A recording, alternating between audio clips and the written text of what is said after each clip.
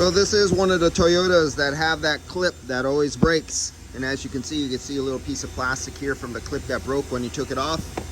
And I just found out the insurance company on this one is not letting them, I guess, have a brand new OEM condenser.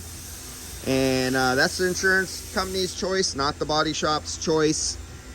So in this case, they'll probably be reusing, they got the new clip from Toyota, but they're going to be reusing the old O-rings here. They're not going to change them, so at least I put some nylog on there to possibly stop and help so they get damaged as they slip them in to a brand new dry fitting on the new condenser, because the O-rings were dry, the fittings are dry, and sometimes when you slip them in, they get scuffed a little bit. They end up at really slow leakers. I put a little nylog around here on this one here, and let's see, let me open this up. I'll just show you, because some people don't see.